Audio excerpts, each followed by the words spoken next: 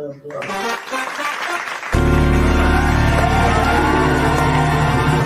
Judy on the radio, building dreams and achieving more, telling it just like it is. Most of all, keeping it real. Are you ready for real talk? Changing lives and communities. Real talk. Saving all our families. Real talk. Bringing hope for you and me. Real talk. Real talk with Judy. Real talk with Judy on the radio. Real talk with Judy. Real talk with Judy on the radio.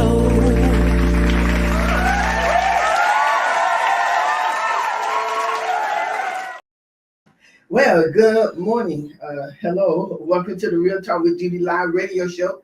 Thank you for giving me an opportunity once again to come into your life, into your mind, into your space for 1 hour. I don't take it for granted, but I greatly appreciate it because you think enough of what I have to say and my guests to come on and join us every time we're on the radio. And so I want to thank you once again for tuning in to the Real Talk with Judy live radio show. We're here to inspire, empower, motivate you, and to make an indelible impact upon your life. And believe you me, I know that's exactly what we're going to do. We will increase your faith. We're going today, excuse me, today we're going to help you see art in a more powerful way. Because you don't know, there's an artist on the inside of you, perhaps. We'll see. So, and everything you want to accomplish is possible. And here on the Real Talk with Judy live radio show, we instill that into your mind, into your faith, to get you to understand. According to Philippians 4:13, I can do all things. That's you. Can do all things through Christ, which strengthens you. Okay, so my sisters and brothers, you have to see it before you see it, or you never will see it. That's what art helps you to do as well. It helps you to see it before you see it, or you never will see it. And that's Real Talk. Well, I am Dr. Judy, the host of this amazing and impactful and wonderful show. And to all of you, thank you for joining me again. Once again, I do not take it lightly. You joining in on the radio, Facebook Live, YouTube, and the radio apps. I just thank you so very much for doing that. Again, I am honored and thankful that you have chosen me. So please do me a favor. Please do me a favor. Please do me a favor. Won't you go ahead and call, text. If you're on Facebook, do me a favor and share. Tag and share. Everyone you know, this show is designed to bless you, and we are excited. So go ahead and do that. Contact as many as you can. Share and everything. Tune in and make sure everything is okay. Make sure everything is okay. Make sure everything is okay, and make sure that you get everybody tuned in. Okay, this is going to be an absolutely great show. So, and while you do that, y'all know what I'm going to do. I got to say hello to my mama. So, hello, mama. My mother's in Fort Lauderdale, and we are thankful that she's here. Man, I get so excited with my mom. I get so excited every time I talk to her, every time I see her, every time I think about her. So, y'all know that's all the time. So, I'm always excited about my mom, and I just thank God that she's doing well. Thank God she's doing well. And to my amazing husband, Superintendent Jeremy Mandrell, thank God so very much for him. I really do. Awesome man, awesome husband, awesome pastor, awesome friend, awesome supporter, encourager, prayer. Did I say awesome husband? I can't remember if I did or not. I said it. Josh said you said it. But you know, that's my man right there. 44 years. Come October 17th, we will be married, and so we're working to go towards those. I met someone the other day who had been married 68 years, and they were still holding hands and smiling, and he was just grinning. I'm like, wow. So I asked her, how did you do that? How did you do that? She said, he think he the boss. So women, let them think they the boss. You'll make 68 years. That's what we're going after. I told them we were going after that. So I do thank God for them. To Priscilla, John Lewis, who is my production manager. Now everybody in everywhere using her. I like it. I like it. She get to make a whole bunch of money. So I want to thank God so very much for Priscilla and what she does. And not only does she help all of us look good, but I thank God that her own business and the gift that God has given to her with Alzheimer, dementia, making it work for everybody, helping other people to take care of their loved ones. And she knew nothing about it until she started taking care of her grandmother and her mom at the same time. But she has now turned it into a help for everybody else. She's doing some amazing things. Y'all stay out on the lookout for, because she got some good things happening. Right before I get started into my show, I want to do two things. Number one, I want to shout out Principal Maurice Stokes, his staff at John P. Riley Elementary School, and those children, y'all. Riley is celebrating a B. They are a B school. The first time in so many years, but y'all, they are there. And usually when you hear Riley, people say, I don't want to send my children to Riley, and Riley ain't no good, and all of this. But let me tell you, 2025, we're celebrating the B. I want to say to Pastor Stokes, Principal Maurice Stokes, keep up the good work. Dream Builder Family Affairs, the Life Changers, that's the school we partner with. And this year, we're going for an A. But they have a great leader in Principal Stokes. That man, he doesn't play. I want to share this. Mr. Josh, when I went to tell him that we wanted to volunteer with, number one, Derek Jones sent me there. I was going to go to another school. He said, no, you go to Riley. Now, he the boss anyway, right? So we went to Riley, but this is what Mr. Stokes said to me. Principal Stokes said to me, I would never forget this. He said, Pastor Judy, we want you here.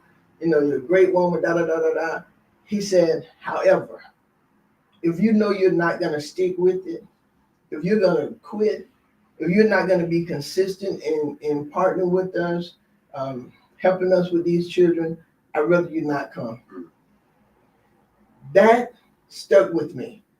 But sometimes people just want you to come because you're going to do this and do that. But he said, if you're not going to be consistent, and if you're not going to serve these children, I prefer you not come. And I can see why. Because when I tell you, they put their heart and soul in this, Josh, they put their heart and soul in it. So, Principal Stokes, again, congratulations, man. Congratulations. We're so proud of you all. And I want to say happy birthday to my sister, Cindy, all the way in Scotland.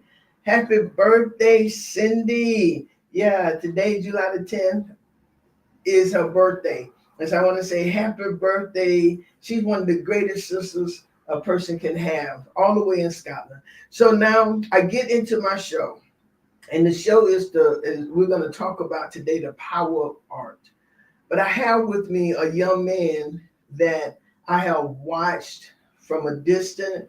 You know, every time I see him, we're gonna hug each other. Isn't he handsome? Yeah, he's just handsome, right? Tall, dark, and handsome. That's what he is. But he is a man of sincerity. He works hard with people, not just our young people, but our young people especially. He worked hard with them. He worked hard with people. His heart, I got to hear his heart more when he ran for office. And I got to hear his heart and to see him more. But I have him on the show today because also in the what's the Gain Street? Railroad Square. He has an art gallery there. And man, I'm telling you, but his thoughts and the way he could go into our heart. I asked him to be on my show to help me get you to understand even more the power of art. Y'all, I want you to welcome to the Real Talk with Judy, Mr. Josh Johnson. Thank you so much for having me, Dr. Judy. I appreciate it. And not just the opportunity, these conversations I think are important. And so having the chance to have them wherever I go is always a privilege. So thank you for being a vessel for that today. Yes. And allowing me to be a vessel for it. Let's pour it out. Oh, yes, sir. I want everything. I want you to give us in these next minutes, I want you to give to us everything about art. And you and I talked about my favorite art, and we'll talk about all of that. But right before we go into that, Josh, would you introduce yourself to the audience, please? Everybody out there, first of all, thank you guys for having me too, because the audience is the most important thing. My name is Josh Johnson. I am a local educator. I'm also the president CEO of 621 Art Gallery, which is one of the oldest and largest contemporary art galleries in the southeastern United States. And I myself am a radio personality. I host some of the programming over on WFSU. It's called The Warehouse, and it's an art and culture-based show. And so highlighting art and culture in this community is just one of the many arrows that I have in my quiver. Some of the many arrows that he have in his quiver. You like that? I like that. Yeah, that's just some of the many arrows that he have in his quiver. But but Josh, I appreciate you. I appreciate you being here. So we're going to get into it. And how it came about this, Josh, is that our world is just full of unfortunately, just so much chaos, hatred, uncertainties. People hard of feeling them because of fear, as the Bible states. And then we have this big tragedy. We got tragedy seem like happening everywhere. But in Texas, that tragedy, I think it gripped every human being heart, regardless of what it had to. And to hear of all of those children and people who were just out there to have fun, to learn and to fellowship, now washed away by the water. And then different things that have been taken away because of whatever, and this and that.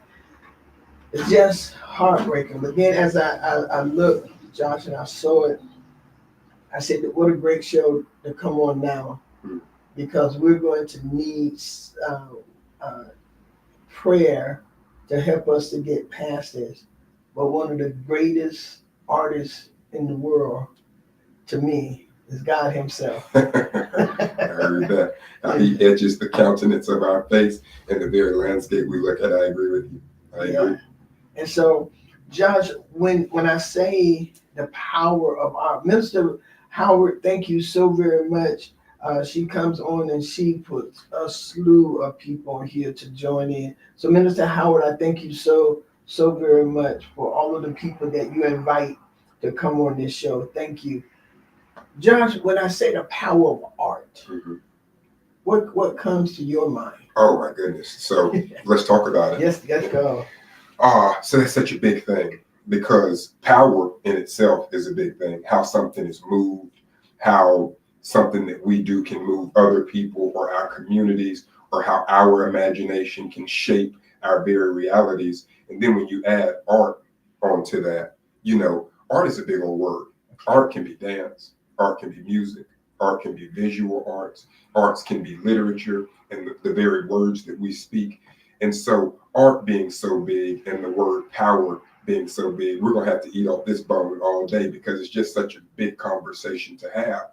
But more directly, to start us off, I would say that when I think initially of the power of art, I think about how we inspire, right? Or how we are inspired, right? There's a responsibility both ways, to inspire and to be inspired. And I forget who it was, but it might have been Victor Hugo, but he said the highest human endeavor is to inspire somebody else. Yes. And so that's what I hear when I hear the power of art. Yeah. And I was thinking about it, Josh, how art, I see my sister Carolyn on here. She's in Carolina. No, she's not. Where's she at? Louisiana. Right now, we want to thank God for her. But you're right, Josh. I thought about how art, you mentioned the different forms of art, and how if we go into a setting and a music is playing a certain way, If it's a slow kind of, it changed it make the whole atmosphere really slow and kind of relaxing. But if you want upbeat, you put a little, add some extra stuff to. I love the steel drum. I love reggae music, the Caribbean music. It does something to. That's why I like to go to the Caribbean. But some of your audience might know I just got back in from Jamaica for a couple of weeks. And as I was down there, hearing some of the people busking on the street, right? We hear reggae on the radio all the time, but hearing some of that authentic reggae with people busking on the side of the street and just giving it to you raw, it was such, like you said, a mood shifter, even with the heat, right? Even with whatever else was going on, that music just made you want to move. And art, just like that, makes you want to move. Now, that could be socially, that could be politically, that could be community activism, that could be education. I don't know what facet in the church, I don't know what facet is going to make you move, but art has a power to it. And when we tap into that power, I think we make ourselves higher and better and more complete. I believe too. You mentioned something earlier about imagination, and that's what art does. And so when I'm in that atmosphere, in the Caribbean atmosphere, or even with jazz and different things, I like to write with those type of music, with jazz and the Caribbean music. It does something to my mind, and it just put me in helps you unblock. It helps me unblock. Exactly. That's a good one, y'all. Art helps you unblock, and it really does. It releases something in you, and maybe that's why God had Satan in one of the scriptures talked about how the music, the instruments, when he walked, there was music, and God just created. That's here go my imagination. He just started creating. Because we look at this work, I mean, the way God, even our own bodies, how he put us together and have things working, and all of us are so different. And the roses, how he put those together, how he painted those roses. His art is so great, and he put that in us. He made us, he created us in his image and after his likeness. So we can take the art, Josh, and create and delve into our emotion and make it come alive. You know one thing, you really tapped into something in that image of God. I've always said that when you see somebody performing at their highest level in their art form, or just in their most carefree level, that it's almost like you get to tap into just a little piece of God, which is why I think artists can be so inspirational, because they may not have the Gospels memorized, they may not have, be preaching from pulpits, but it's something about seeing Gregory Hines tap dance or Al Green sing, right? It's something about reading the Toni Morrison book that you just can't get anywhere. And so that inspiration, I would like to believe that it comes from, those gifts come from a God, but however you see it, you can't deny those gifts. Yeah, you really can't. You can't, not at all. Art is so incredibly therapeutic. Mm-hmm. But and this is not us disagreeing, but oftentimes when we talk about art, there's always the words around it that we put around it, creativity and available to your own imagination and all the cool stuff. Yeah. People also forget that art is an economic engine, that there are so many facets of commerce that need the arts to survive, whether that's municipalities and cities, whether that's huge corporations. I don't know. I know that artists can no longer just be seen as people that we use to inspire us, because that inspiration also has a price tag. In the quote another scripture, even though I'm not a preacher, so I don't want to. I know you're not. I was raised by one. You told me about that. You're not a preacher. His father is a pastor, but he hasn't tapped into the preacherhood yet. Y'all hear me? What I say? Put that yet on there? Yes, I put that yet. Now he don't want me to put that yet on there. I know you don't want to be a preacher. You're a preacher kid. And whatever you did growing up, I know the preacher kids. I ain't gonna be no preacher. I ain't gonna be no pastor. I ain't gonna be nothing. I'm just but But anyway, go ahead, Pastor. Go ahead, John. There's a verse in there that says, don't muzzle the ox that treads out the corn, right? If somebody's doing the work, they also should reap the benefits of that work. And so often we reap the benefits of the artist's work. We get married to their songs. We hang their pieces in our house. Their books decorate our personal lives. And very often they're left with these gifts on display, but no way to eat. And so a large part of my work at the gallery, with the programming that I do, and just the work that I do writ large in the art community, is making sure that artists are not just highlighted in this type of mascot way, but we also see that they're drivers of industry and they need to be supported. And so whether it's First Fridays or whether it's the programming that we do at 621 directly, whatever it is, artists can no longer just be seen as people put out here to inspire us, because that inspiration comes at a cost, and we have to support what we believe in, and we all believe in the arts. Talk a little bit about that, because sometimes we see the painting of artists, or we see the mural that they're doing, or we pass by and we see this and we see that. I agree with you. Economically, it seemed like that's not. I remember my goddaughter wanted to. She's an artist. Matter of fact, my Show Up For You, she drew that, and she can tape stuff.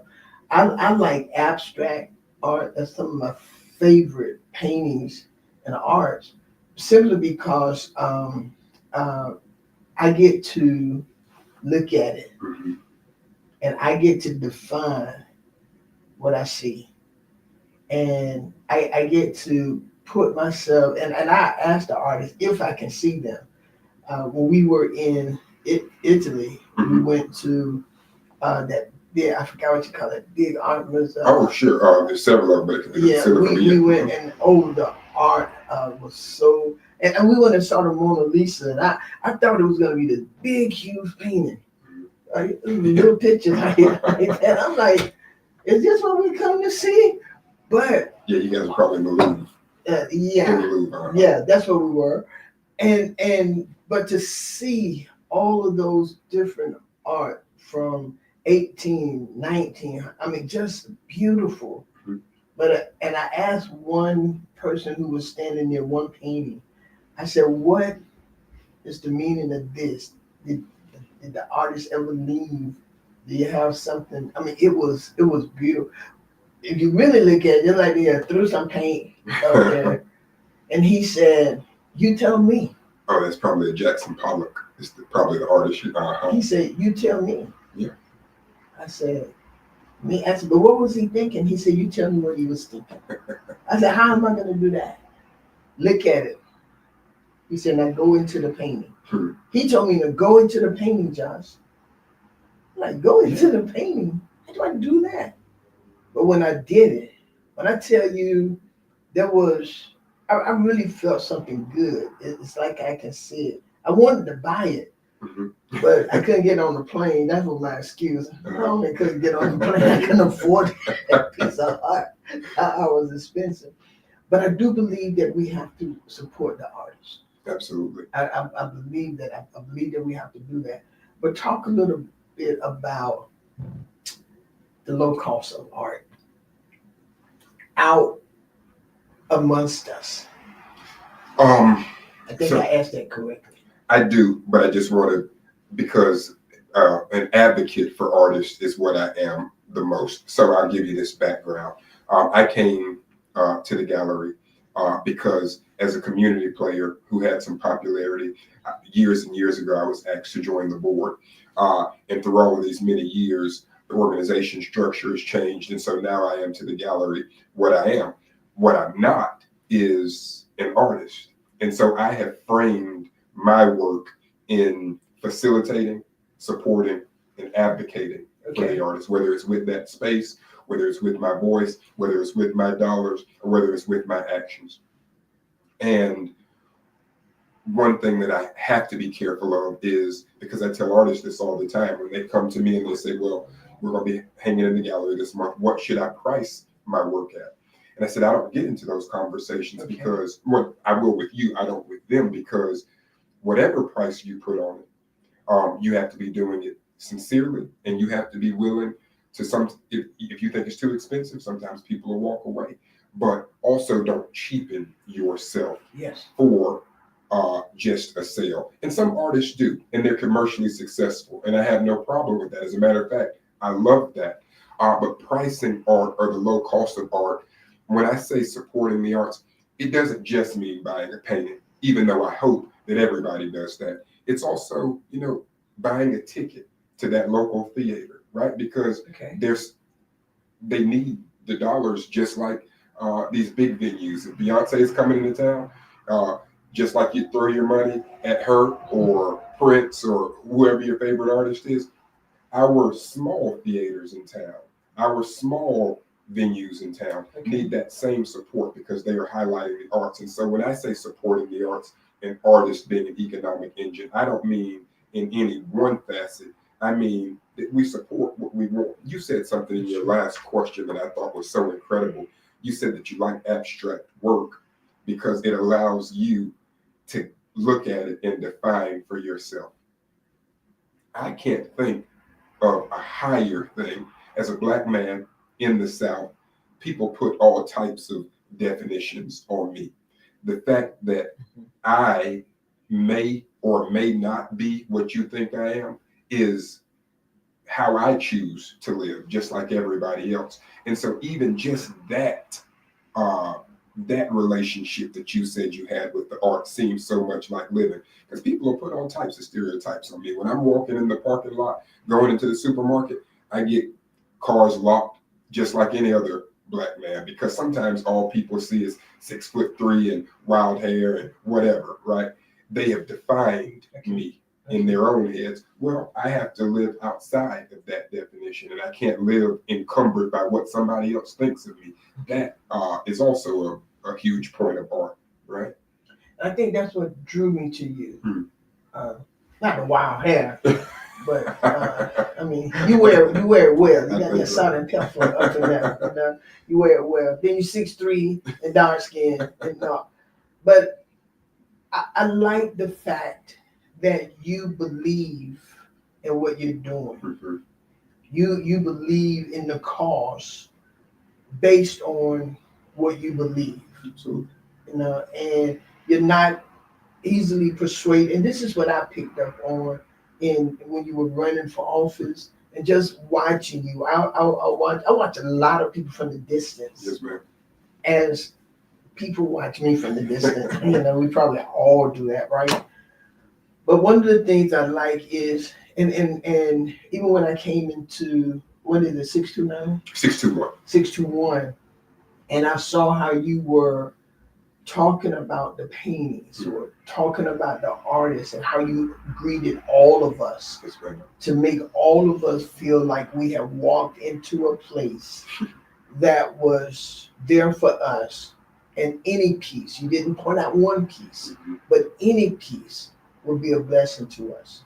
And then we got to meet some of the artists who's there. I think I bought a couple of pieces because, number one, I wanted to support the art. I wanted to support the artists because there's something about being a small business. But you made us feel good, like that was it. This was the place to be. So what I want to ask you too, Josh, is what initially drew you to art? And how did you come to understand its power? Locally, we have here locally a giant of the arts. His name is Leon Hicks. He is really just internationally, he's 92 years old this year, but he is internationally acclaimed for his art. And Professor Hicks, little Black man from South Florida, right, who has had this incredible career. He moved here a few years ago, and I had the distinct privilege of managing some of Dr. Hicks's catalog. And so between that little side thing and my community work, it started to blend. What I saw all those years ago now, when it blended, was this is right where I fit in. To take it back, you might make me a preacher today, Dr. Judy. What does it say? May the highest among you serve. I have always thought that the higher you go, the closer you should be to the ground. Okay. And art really gives me a Wow. chance to serve. Just like you said, when you walk in that gallery, it's humongous, 4,000 square feet. Not only is it not about one individual piece or one individual person, I have really, me and Gabrielle and all the staff and all the interns, that's a work of all of us, but we have tried to maintain this as a community space, Yes. right? Sometimes people want to rent out the gallery. No, you just take it. And sometimes we have to take that, a little bit of money just because we have bills to pay. But if it's not a community space, if it's not serving somebody, then you really haven't been doing anything with it. I don't care how much money you made. I don't care how much fame you got. I don't care how many Facebook likes you got. If you haven't served somebody, your endeavor was vacant. Oh, that is powerful. And I believe that goes with every single thing that we do. Every single thing that we do, our heart has to be to serve somebody, to make the impact on someone else. And it has to come from a pure heart. And that's why God look at our heart, because a lot of action is done, a lot of things are done, but it's not done for the good. And when we're serving people, we tell the preachers at our church, the ministers, as we're in training and different people who work with my staff, we have to go for the heart. Because somebody once said, what comes from the heart goes to the heart. And so in this art, in this peace and all of that, that is good. 92 years old? Yeah, Dr. Hicks, yeah. And he's still here?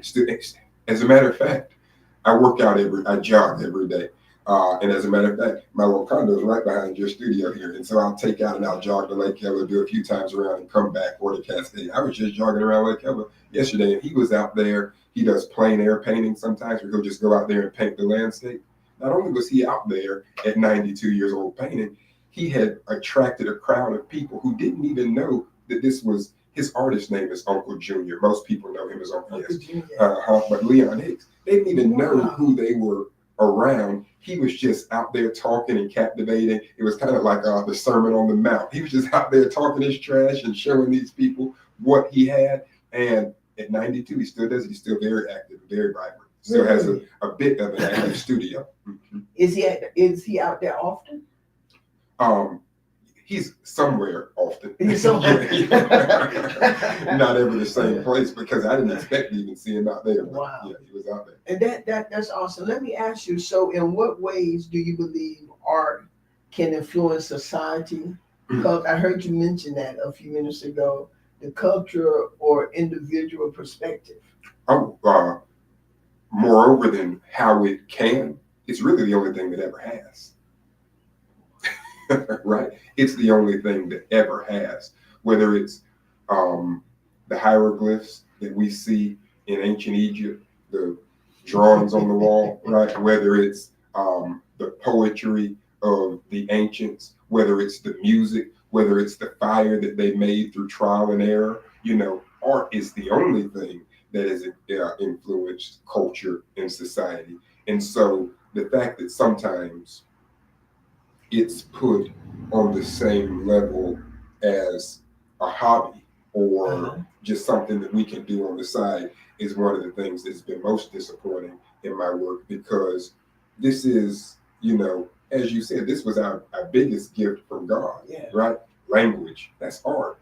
Movement, that's art. Expression, that's art, right? As a matter of fact, most of the paintings you see are just the emotions of the artist manifest on a canvas. And so you're just seeing their anger, or you're seeing their sadness, or you're seeing that they're in love.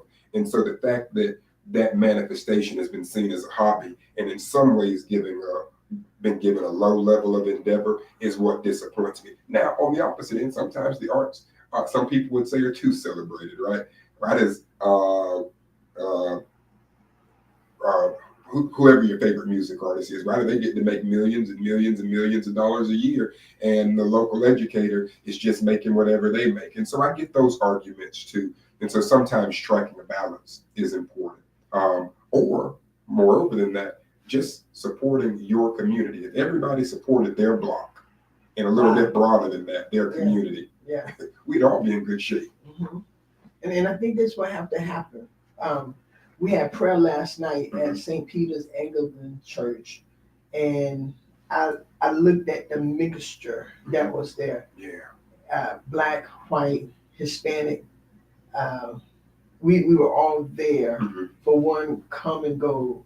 And my desire, Josh, is that those of us who love God and say that we really love Him, I believe that we can't just get out there fighting and all.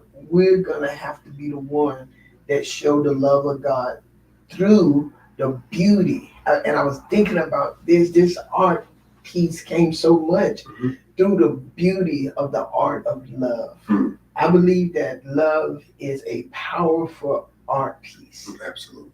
I believe that, and if we can draw that by connecting together with each other. I know my mind going That's on, beautiful. but That's if we beautiful when can you draw that to come to, it doesn't matter. We're different. I love the puzzle.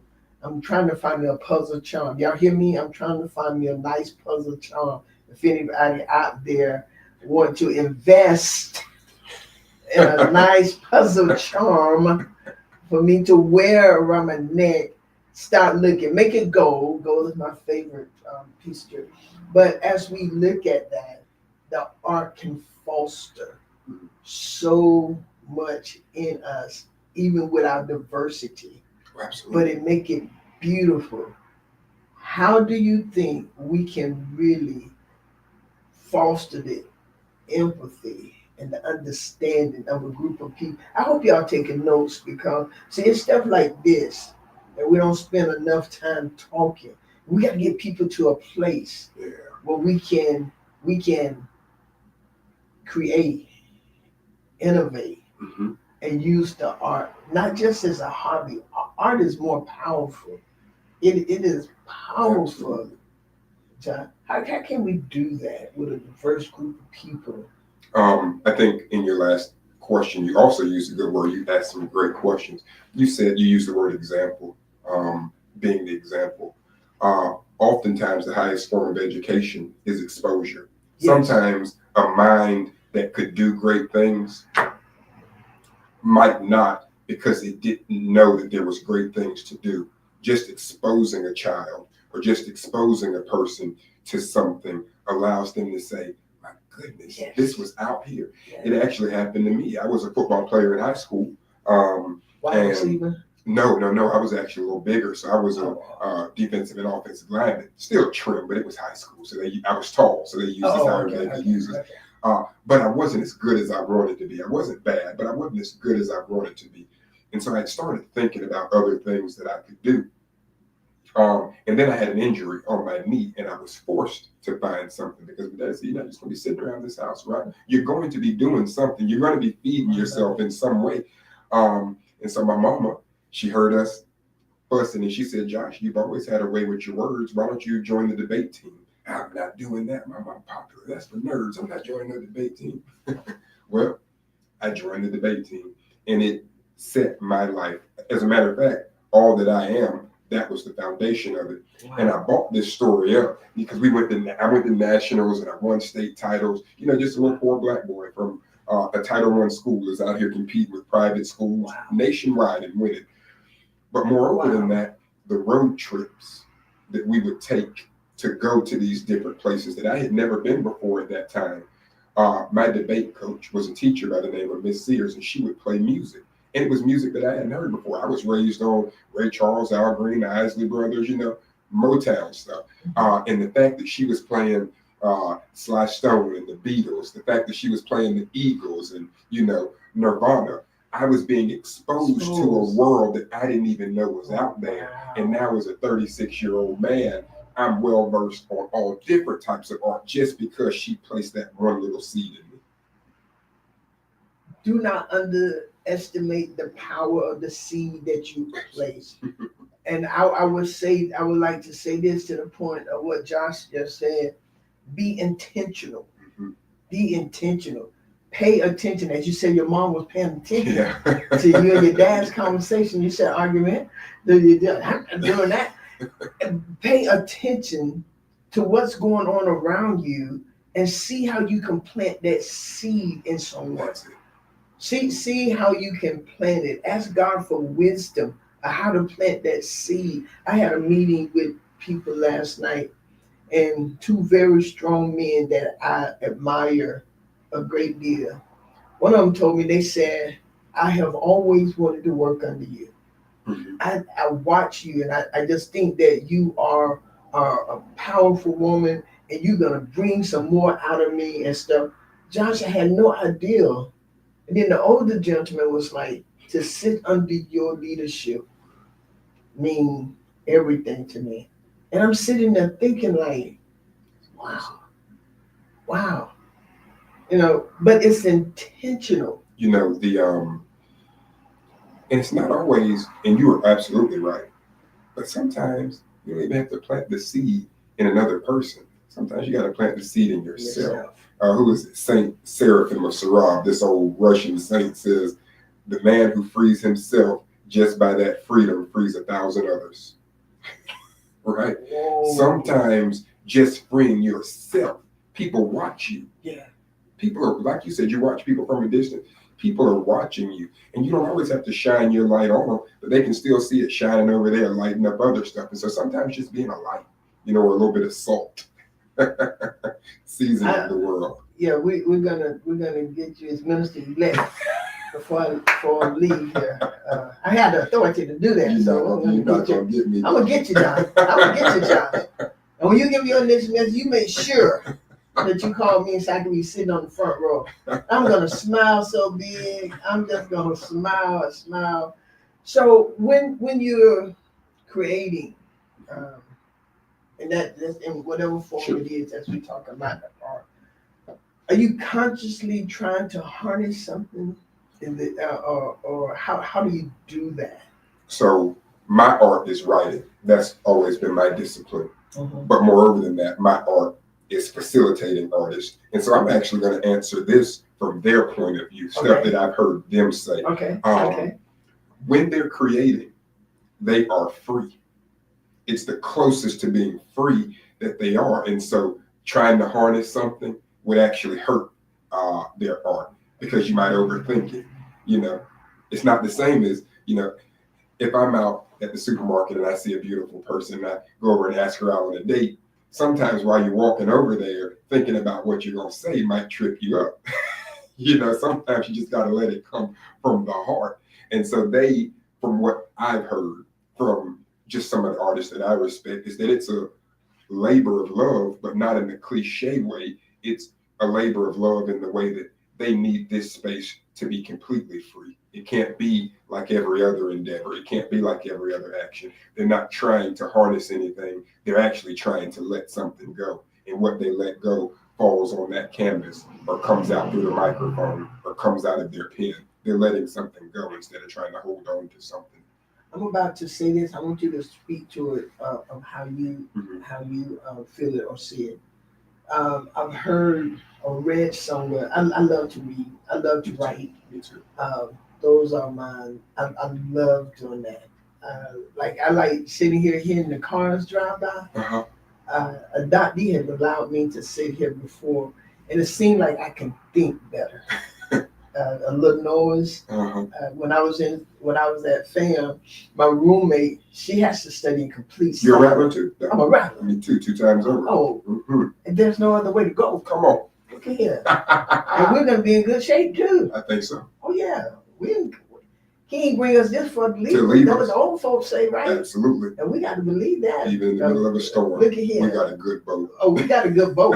You hear me? We got a good boat. Now we can't get started on the rap, but we got a good boat. We're going to be okay. We're going to be all right. We're going to be, sometimes God is so amazing. And sometimes you just have to sit back and look at it and go, wow, God.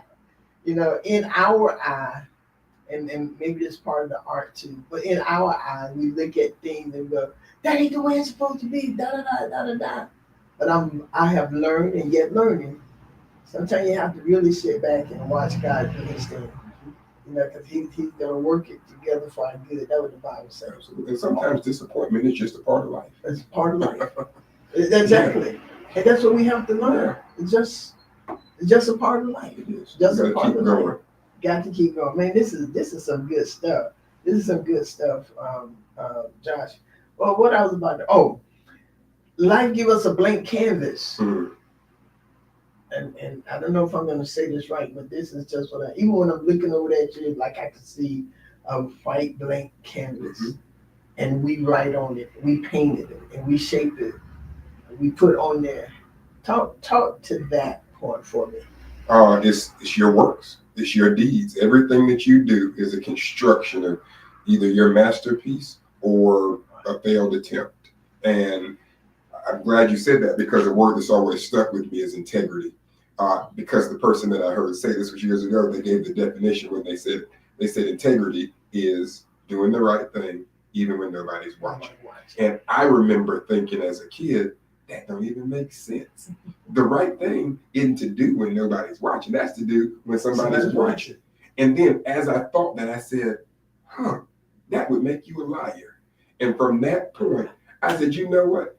It's not even about you or them. It's about me. I'm not going to lie to myself. I'm not going to give anybody enough power over me to lie to myself. And so the work that I do in public is the exact same work that I do in private, because I respect who Joe and Lisa Johnson raised, right? I've got parents and grandparents to honor, and myself. And so every little thing we do is an action that's going to sculpt what is our masterpiece or our failed artwork. And I want mine to be a masterpiece, whether nobody buys it, whether nobody looks at it. It might just be sitting in the middle of the woods, but when somebody comes upon it, they're going to say, man, here lived a great guy. Even if y'all don't know my name, he did something and he sacrificed something. And I don't want to brag. I don't want them to brag on me. I want them to then be inspired to sacrifice themselves. Oh, that's good, Josh. That's good. That's what it's about, y'all. I would hope. That's what it's about. Everything that we do, and as you was talking about, I forgot who you said, what you said. I go back and get the name, but something about freeing ourselves. You got to make sure. What did you say? Saint Seraphim of Sarov was a Russian saint who says, the man who frees himself in that freedom frees 1,000 others. Yeah. And so, and now I'm adding that to my next work. I'm in the project, getting ready to write that second book, but the first one was Show Up For You. And I'm going to stay on that. But that piece right there, y'all, because when we show up for ourselves, we show up for 1,000 others. Then we get to expose others. There's been some good things, and we get to expose others to other things. And they need to know our failure as well. They need to know that we haven't just arrived or everything. They need to know that we failed and we messed up. How did you get over that? I've seen an art piece, and you might know, but it started with an upside down piece, and then at the end it came up, and the person is kind of like waving or something. It's a beautiful piece, but it shows the failure and then the triumph of getting up. Because to me, that's what art is about. That's that power of it. Because on my canvas, on your canvas, y'all, you write and you paint and you draw and you do whatever. When I was in school, I did pottery because I like to be with my hands and being able to shape that vessel. And it was burn that clay. Yeah. I enjoyed that in high school. And then now I'm at a place, and I believe that as we come together, we put our art pieces together, it evolved into a beautiful masterpiece. And I believe all of our art come together, Josh, to show forth the beauty of the master artist. And I already told you, Minister, that who my master artist is. That's God. But I honestly believe he put that creativity in each one of us. You are an artist. You have within you. And he said that the artist is not there to harness anything. They're there to release. And I would dare to say to you, release your creativity, whether it's a song, whether it's a writing, a poem, an art piece. You notice what Priscilla has put on the back of my flyer. If you notice the art, Back, Yeah. you see that? Yes, You ma'am. see that? Isn't that beautiful? It is. That and then the different colors she has the power of art in. It shows the uniqueness of us all. Hmm. There is no duplicate painting. Can't be replicated. It can't be. The beauty of life is to find your gift. The responsibility is then to give it away. I think you're exactly right. Y'all see me sit here with a poet, an artist, a preacher? But you're right. You're right. And that's the beauty of life. And this is what Joshua said. Even if his painting is in the wood, if somebody find it, they never call your name. They never say anything. If they never say anything, let your art be a masterpiece that has been done from your heart. Josh, talk for about a minute or two to the people. Well, in these conversations, the things that I always want either remembered from what I said, or at least the takeaway is art is a great mover. And when we start seeing art and culture as things that not only move communities and our individual lives, families, and friends, but that can move and shape entire societies, we start to understand that it's actually a privilege or a responsibility to support art. And it's not just something that we do on the side. And so I will leave with the mantra that I always carry with me: support your local arts and culture. It's important. You need it more than you think you need it. And we need you more than we think we need you. And it's just always a blessing to be able to go and carry that banner. You mentioned something about First Friday. Can you talk about that right quick? Oh, yeah. First Friday is Tallahassee, one of Tallahassee's oldest continuous festivals. The first Friday of every month, there are all the shops open in Railroad Square. Vendors are out there, families, friends, music, festivities. It's just a beautiful time. And so during these summer months, when a lot of the students have left, sometimes First Fridays can get kind of slow. And so sometimes just coming to a First Friday and walking around, you might not buy anything, but just letting us see your face and wave at us as you come in and hug our neck is just enough to say support to. So it's not always with your money. Sometimes it's with your presence. So, ladies and gentlemen, thank you so very much. This has been Josh Johnson on the Real Talk with Judy Live Radio show, The Power of Art. And I know beyond a fact that you have truly been inspired and empowered to move forward. Josh, thank you so very much for being on. I greatly appreciate you, greatly admire you. And I will be back at the First Friday, the Railroad Square. I love the art, the theaters that we have here in Tallahassee. And those of you who listen, and you're not here in Tallahassee, I have people listening from all over the world. Find your art district, find an art. And you too, release the artistic ability that's in you to touch somebody else's heart and make it happen. All right, this has been real good. Again, big shout out to Principal Maurice Stokes and his staff at John P. Riley Elementary School. They are a B school, and we want to celebrate them. Yes, that is so awesome. That is so awesome. And once again, happy birthday to one of the greatest sisters in the world, my sister Cindy over in Scotland. Happy birthday, Cindy, and we celebrate you. Y'all can join me every Tuesday night at 7:30 for our virtual Bible study, our Transforming Tuesday Bible study. Elder Witherspoon there is on prayer point number 161 or 67. He has been teaching prayer point for 161 or 67 Tuesdays. 161, 67 Tuesday. He comes with prayer points at 7 p.m. And so we want y'all to join us every Tuesday night.